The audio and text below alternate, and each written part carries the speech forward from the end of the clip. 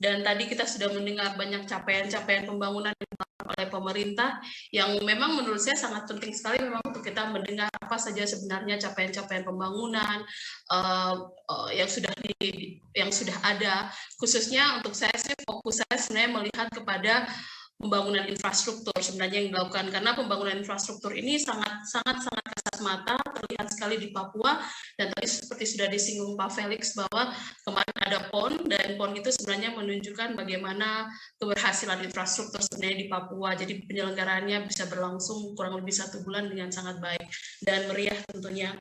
Tapi saya ingin membawa beberapa cerita dan perspektif yang agak sedikit berbeda kemudian ketika kita bicara soal Papua dan pembangunan, dan juga hubungannya dengan hak asasi manusia, dan juga karena Papua konteks konflik kita bicara soal perdamaian di masa era Jokowi.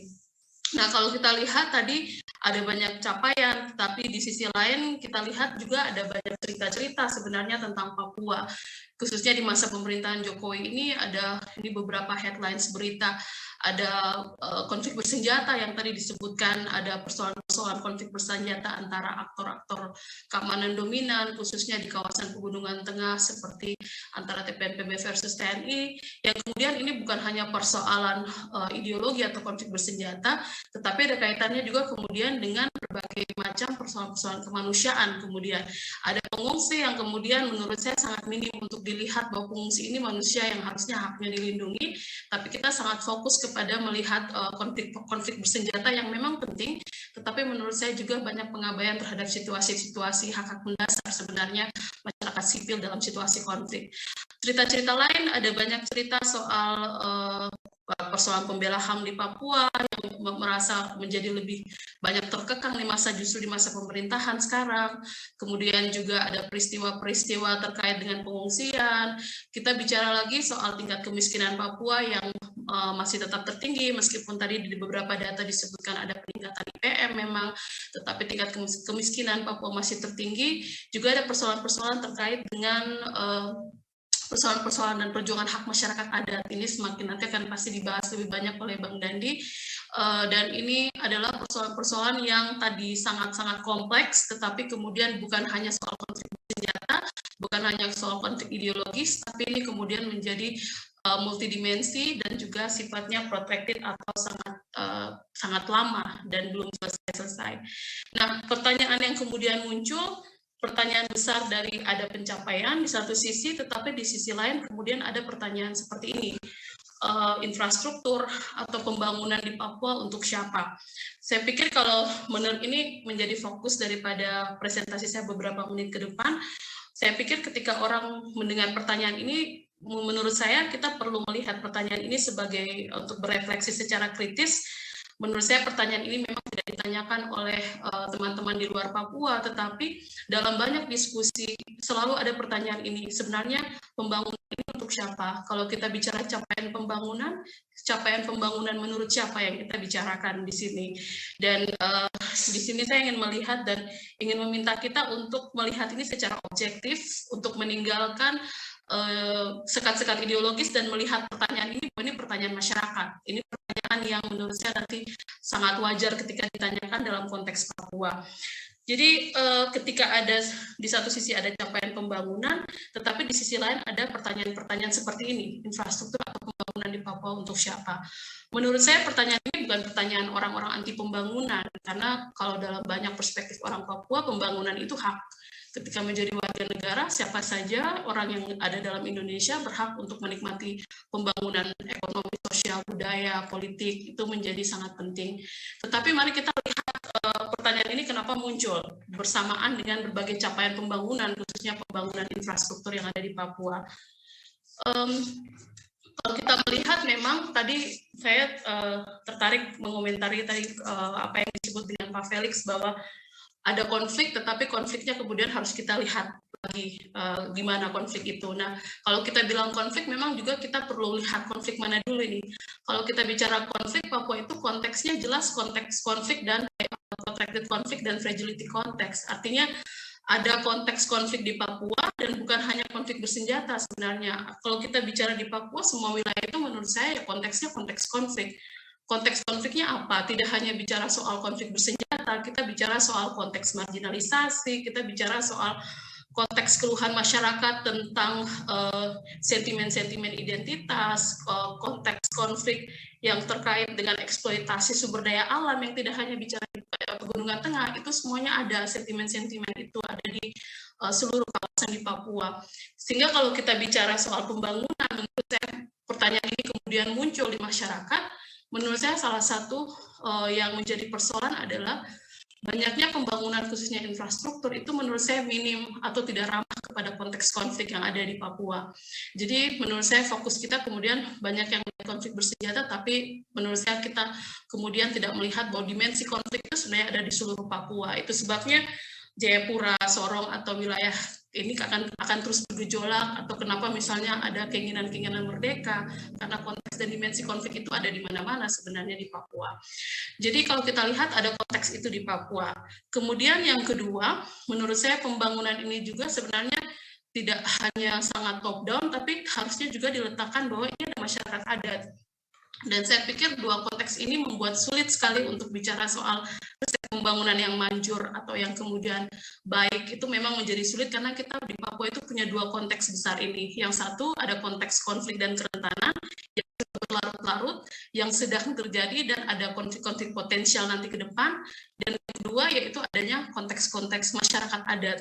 Sehingga pembangunan yang kemudian dipikirkan atau satu paradigma pemerintah belum tentu kemudian akan sangat cocok karena masyarakat adat pun sendiri tidak tunggal, tetapi dia sangat beragam. Di sisi lain kita punya otonomi khusus yang juga tadi sudah dijelaskan oleh Pak Dr. Gaby di depan tadi, ada otonomi khusus.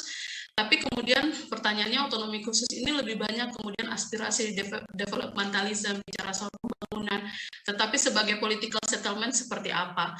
Nah, dan pertanyaan yang kemudian menurut saya yang penting kemudian kita terkadang menurut saya melihat pembangunan seperti satu agenda jalan sendiri tanpa melihat bahwa pembangunan di Papua itu harus ditaruh dalam konteks ini. Jadi dia tidak seperti jalan sendiri tanpa peduli jalan atau jembatan kemudian dibangun tanpa melihat itu wilayah konflik.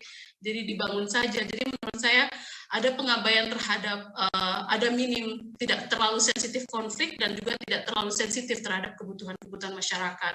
Nah, ini menjadi beberapa konteks yang menurut saya penting untuk melihat kenapa pertanyaan-pertanyaan seperti infrastruktur untuk siapa, capaian pembangunan itu menurut perspektif siapa yang akhirnya tercapai dan apa sebenarnya yang dicapai, itu juga menurut saya pertanyaan yang paling penting dan paling mendasar. Nah, dalam presentasi saya ini saya coba untuk melihat kaitan konteks khususnya konteks fragility protected conflict dan fragility konteks ini untuk melihat bahwa ini ada macam-macam pembangunan khususnya infrastruktur yang dilakukan pemerintah yang bagi saya pembangunan infrastruktur itu tentu saja sangat penting gitu, bukan berarti ketika kita mengkritisi itu tidak penting, tetapi sangat penting di Papua untuk adanya banyak pembangunan infrastruktur. Tetapi pada waktu kami coba mengolaborasi dan melihat bahwa justru ketika pembangunan itu terus berjalan, di sisi lain itu ada tensi-tensi atau kita sebut pola-pola ketegangan yang justru muncul bersamaan dengan pembangunan infrastruktur. Dan beberapa di antaranya adalah eskalasi kekerasan, khususnya di wilayah Pegunungan Tengah.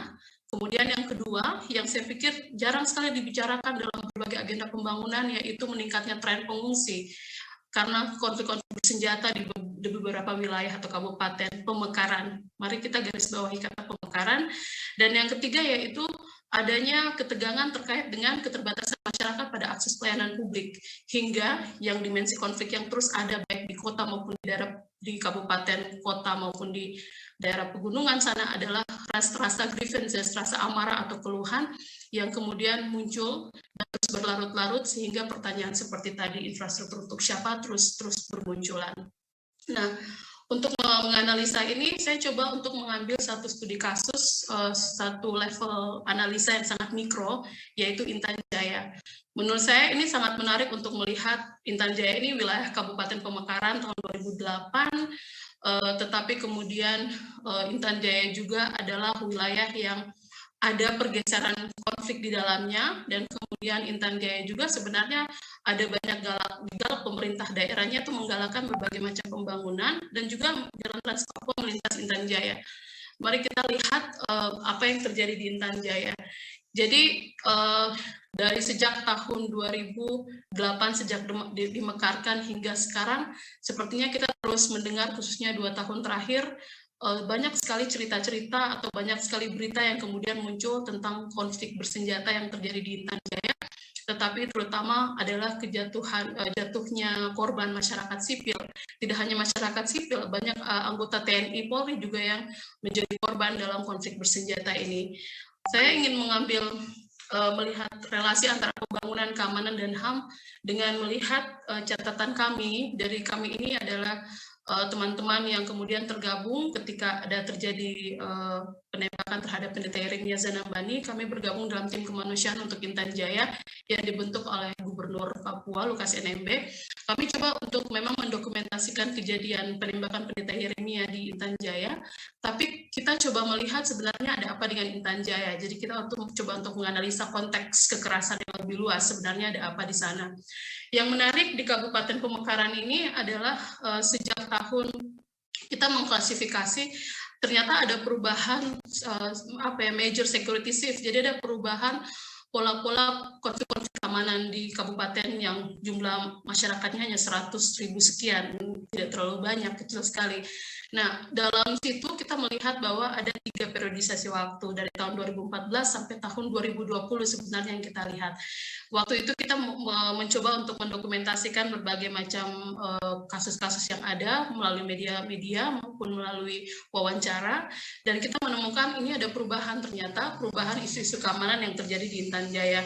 Dalam kurun waktu tahun 2014 sampai 2016 banyak kasus, tetapi lebih kepada kasus-kasus berupa persoalan-persoalan kekerasan kan yang bersifat insidental, yang tidak terkait dengan politik sama sekali. Jadi itu lebih kepada masalah-masalah komunal, persoalan-persoalan seperti itu. Menariknya di tahun 2017 sampai 2018 memang ada konflik-konflik yang sama, tetapi pada waktu 2017-2018 konfliknya lebih berupa konflik karena pilkada. Jadi ada massa yang kemudian saling berkonflik dengan massa pendukung yang lain, dan kemudian ada banyak konflik, ada yang kemudian meninggal, dan juga ada pengerusakan, dan juga kemudian ada deployment pasukan juga yang kemudian diminta memang untuk perlindungan keamanan di Intan Jaya.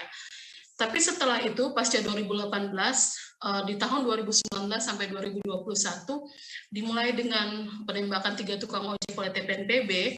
Setelah itu, eskalasi kekerasan itu sudah semakin meningkat, dan konfliknya kemudian berubah menjadi konflik antara TPNPB versus TNI yang terjadi.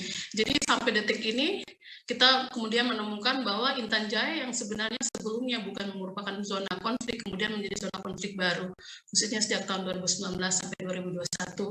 Pembangunannya juga ada berjalan di dalam, tetapi juga konfliknya juga berjalan di dalam. Ada cerita eksploitasi blok Wabu nanti juga ada di dalam, jadi semakin kompleks. Tapi yang kemudian ingin saya fokuskan itu adalah ketika bicara pembangunan SDM, Intan Jaya ini kemudian ada tren pengungsi. Jadi sejak tahun 2019 sampai sekarang itu sudah 3 kali pengungsian yang terjadi karena eskalasi konflik.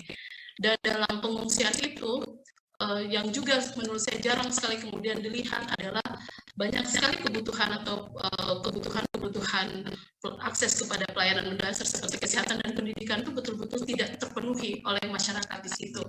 Jadi kalau kita lihat dalam data yang kita kumpulkan, dari April sampai September 2021 itu sudah ada di Intan Jaya sendiri hingga November 2020 itu ada 466 pengungsi. Sekarang sudah ada yang di tahun ini kan ada lagi yang pengungsi gelombang yang baru lagi. Nah, kalau kita lihat ini, masyarakat yang mengungsi itu tidak hanya mereka mengungsi kemudian ke hutan yang kita tahu cerita-cerita seperti itu, tetapi dampak-dampak yang mengerikan. Kalau kita mengikuti berita bulan November kemarin ada 2 anak yang tertembak, dan kemudian 1 anak berumur sekitar 11 atau 6 tahun yang tertembak, kemudian dibawa ke puskesmas, di puskesmas sampai ke puskesmas tidak ada pelayanan medis. Kenapa pelayanan medisnya tidak ada? Karena konteks konflik tadi. Karena pada tahun 2019 karena tahun 2020 kalau tidak salah ada masalah dengan penembakan seorang mantri kalau tidak salah. Tetapi kemudian di tahun yang sama juga di Januari atau Februari tahun 2021 itu juga ada 3 orang yang terbunuh dalam puskesmas. Jadi akhirnya ketakutan daripada pelayanan medis mereka harus keluar dari wilayah-wilayah konflik, dan sehingga anak yang tadi harusnya mendapatkan kebutuhan untuk diobati akhirnya meninggal karena tidak ada pelayanan dasar. Dan dari data yang kita kumpulkan itu bukan hanya terjadi di satu distrik, dan banyak distrik, hanya satu distrik kalau tidak salah yang berfungsi puskesmasnya dan berfungsi sekolahnya. Sekolah juga ini jadi persoalan, anak-anak banyak yang kemudian tidak bersekolah, yang tidak mendapatkan pelayanan dasar. Jadi kalau kita bicara pembangunan sumber daya manusia, bagaimana kemudian kita bicara sumber pembangunan manusia dalam konteks-konteks konflik seperti ini menjadi sangat penting untuk dilihat. Jadi salah satu yang kemudian ditakutkan juga sebenarnya adalah potensi children soldiers atau tentara anak. Memang kalau dalam banyak penelitian di dunia, ketika ada anak-anak yang tidak mendapatkan akses pendidikan, tidak melakukan apa-apa, tapi mereka melihat banyak kekerasan yang orang tua atau keluarganya alami, mereka akan condong untuk bergabung dengan mengangkat senjata untuk perlawanan.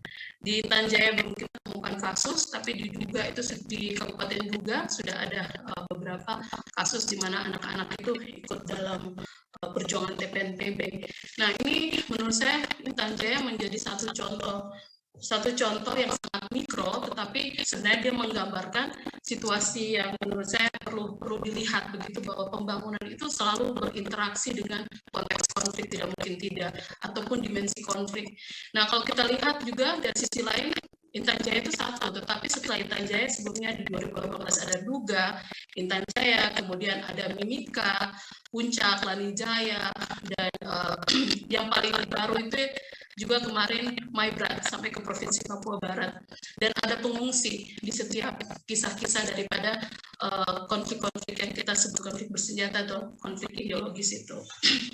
Dari catatan ini, di bagian terakhir ini, menurut saya, pertama, kalau bicara pembangunan infrastruktur atau pembangunan, memang adalah pasti bicara soal intervensi politik negara untuk pastikan stabilisasi dan simbol kehadiran negara. Dan itu pasti, apalagi di Papua yang punya konteks konflik, penting bagi negara untuk hadir dalam berbagai pembangunan.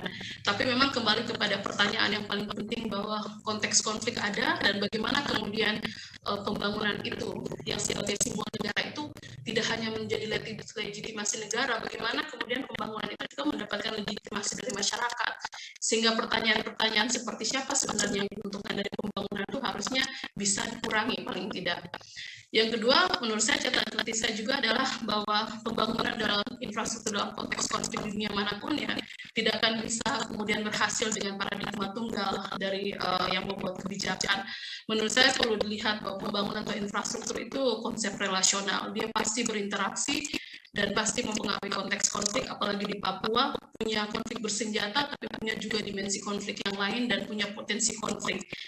Ketiga, menurut saya pembangunan infrastruktur berhasil jika memberikan makna bagi masyarakat. Oleh karena itu narasi lokal tentang rasa aman, damai, ketidakamanan itu harusnya diintegrasi dalam perumusan kebijakan pembangunan. Nah, seperti misalnya dalam konteks Intan Jaya, kita tanya mama, ada salah satu mama yang kita tanya dia mau apa sebenarnya, damai seperti apa, dia hanya bilang mau perang, TPNPB atau TNI mau perang, cari tempat lain karena kita mau hidup seperti itu. Jadi menurut saya perang-perang ini kan, konflik bersenjata ini sudah merebut ruang hidup dan ruang publik yang harusnya menjadi ruang di mana orang-orang menikmati kebutuhan dasar mereka seperti pendidikan dan kesehatan, akhirnya terenggut untuk dipakai ruang publiknya sebagai ruang konflik. Dan saya pikir ini penting untuk dilihat narasi-narasi juga, narasi lokal tentang pencapaian itu apa, kemajuan apa, dan itu penting untuk diintegrasikan dalam perumusan kebijakan pembangunan. Keempat, saya pikir dalam konteks ongoing konflik seperti Papua itu pasti akan ada kecenderungan dinamika keamanan itu semakin meningkat ketika pembangunan itu kemudian dilakukan. Sehingga pertanyaannya strategi seperti apa kemudian yang pemerintah punya ketika memitigasi eskalasi konflik. Atau dalam suasana yang sekarang, kalau misalnya IPM itu meningkat, biasanya kita tahu IPM di beberapa wilayah dengan dominasi pendatang lebih banyak seperti Sorong, Jayapura, dan Merauke. Tetapi daerah-daerah konflik yang saya sebutkan tadi, kalau kita lihat itulah wilayah dengan IPM paling rendah di Papua. Mereka menjadi Kabupaten Pamekaran, mereka punya konflik bersenjata dan juga akses pelayanan kesehatan dan pendidikan justru tidak terpenuhi. Bagaimana dengan mereka dalam bayangan pembangunan kita? itu menjadi sangat penting juga. Dan yang terakhir, pembangunan apapun menurut saya tidak bisa dijalankan bersamaan dengan pendekatan keamanan. Menurut saya harus terintegrasi. Pembangunan developmentalism tidak bisa dilihat sangat terpisah juga gitu dengan konteks-konteks konflik tadi. Menurut saya di Papua ini orang masih terus mempertanyakan pendekatan keamanan, sehingga menurut saya penting untuk mempertanyakan apa sebenarnya produk daripada sekuritisasi atau pendekatan keamanan yang selama ini dilakukan, apa hasilnya, kenapa masih terus dilakukan. Saya pikir itu pertanyaan-pertanyaan yang terus muncul di masyarakat, dan penting untuk pemerintah tunjukkan memang ada progres daripada pendekatan sekuritisasi yang terjadi di Papua. Untuk mengakhiri, menurut saya pembangunan memang harus ditempatkan dalam konteks konflik, dan menurut saya poin-poin ini sebenarnya untuk berusaha untuk membantu kepada pemerintah untuk memikirkan, merekonsiliasi sebenarnya paradigma pemerintah, tetapi juga narasi-narasi masyarakat, dan juga untuk sensitif terhadap konteks konflik yang ada di Papua maupun dimensi konflik yang lainnya. Terima kasih, mohon maaf untuk salah kata, selamat siang.